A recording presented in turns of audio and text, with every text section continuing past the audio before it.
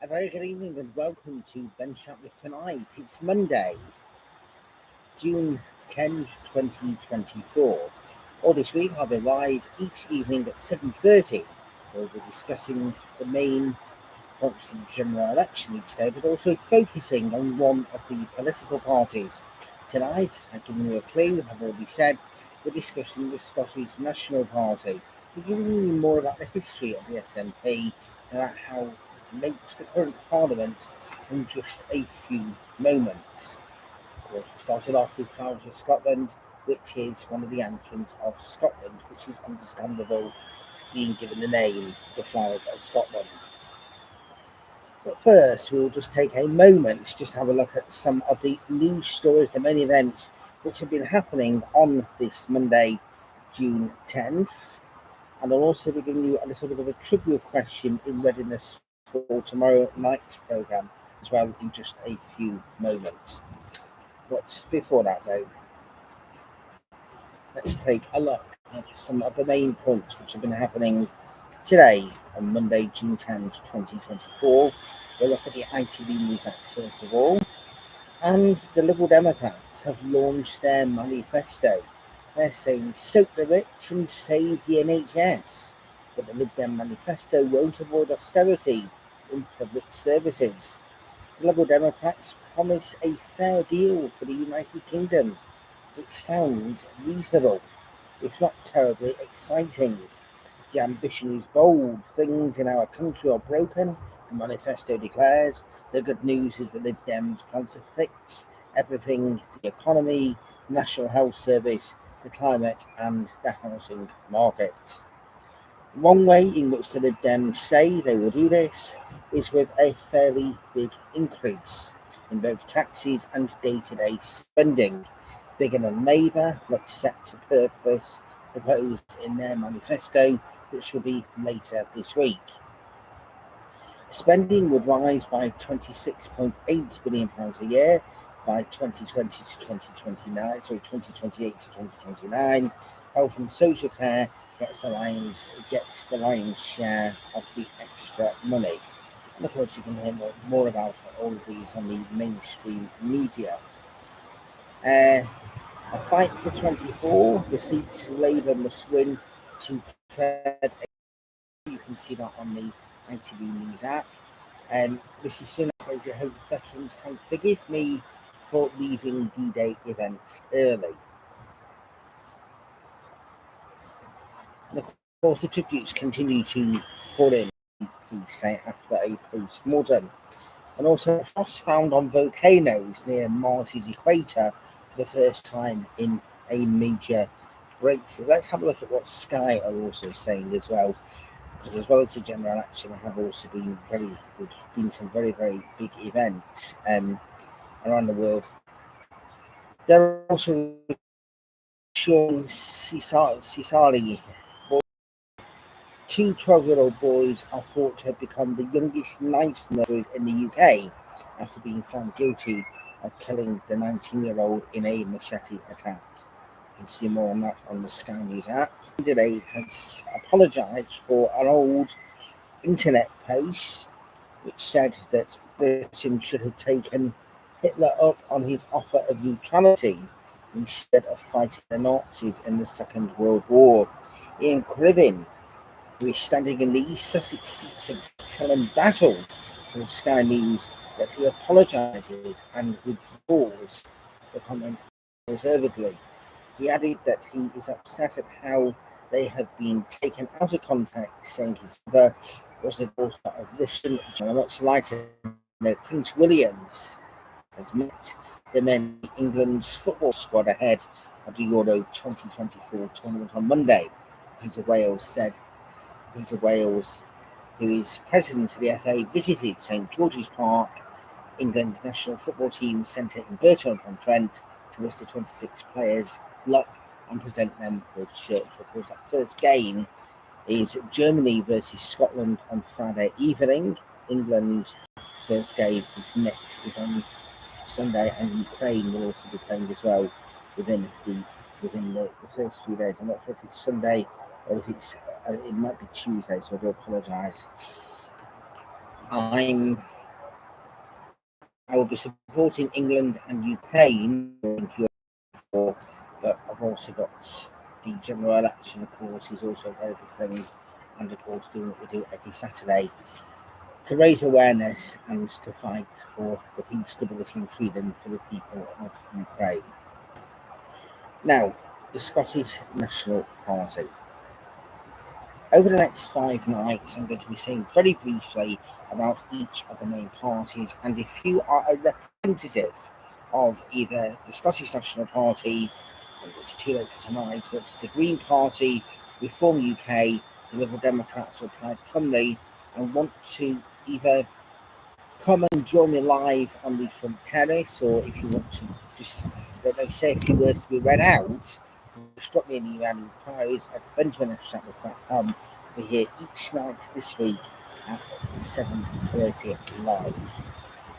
And the Scottish National Party is a Scottish nationalist and social democratic political party. The party holds 63 of the 129 seats in the Scottish Parliament, that's the Scottish Assembly, and at the dissolution of the 2019 Parliament, that's the UK Parliament before this general election was called just a couple of weeks ago, the party held 43 out of the 59 Scottish seats in the House of Commons in Westminster.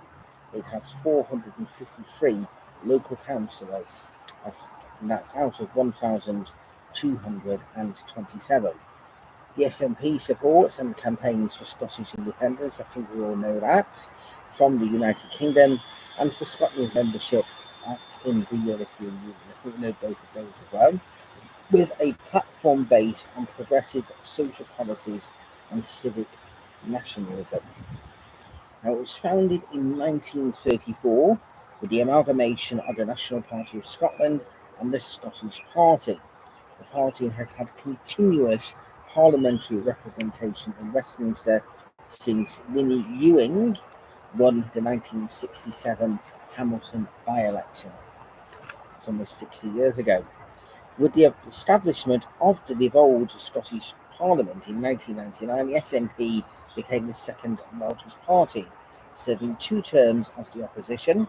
The SNP gained power under Alex Salmond at the 2007 Scottish Parliament election, forming a minority government before going on to win the 2011 Parliament election, after which it formed Holyrood's first majority government.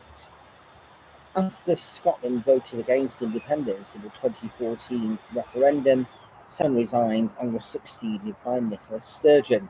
2 fish names, salmon and sturgeon. We've heard that one before as well. The SNP was reduced back to being a minority government at the 2016 election. In the 2021 election, the SNP gained 1 seat and entered a power sharing agreement with the Scottish Greens. It's got a Green Party tomorrow. We'll talk about the Green Party in general, kind of links. In March 2023, Sturgeon resigned and was replaced by Humza Yousaf. But in April 2024, Yousaf collapsed the power sharing deal with the Greens and resigned the following week due to the resulting fallout of the decision. The incumbent John Swiney was elected leader in May 2024. He'd already been leader once before as well. The party does not have any members in the House of Lords. On the principle, this opposes the upper house of Parliament and calls for it to be scrapped. The SNP is also a member of the European Free Alliance. So there we go, that's a little bit of information there in regards to the Scottish National Party. Now, some predictions here as to how things could potentially go. Actually, that the Scottish National Party, we're having the Scottish National Assembly. We're going to have these Scottish Assembly elections this year at the same time as the local elections. That's not the case. It's actually going to be in 2026. So we don't really know how things are likely to fan out at that stage. We did think that possibly and potentially that the Scottish National Party would face a near wipeout if the elections had happened this year.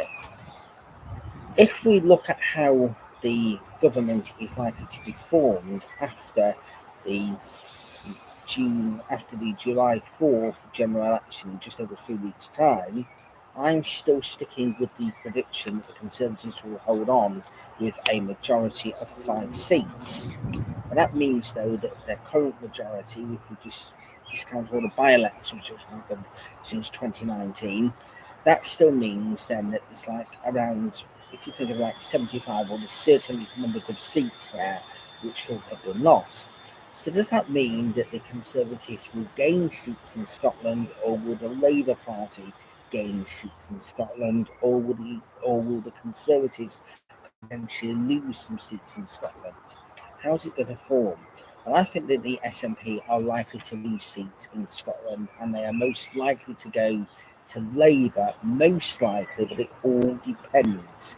Some could go to, I'm sure the Conservatives will get more than what they currently have at the moment.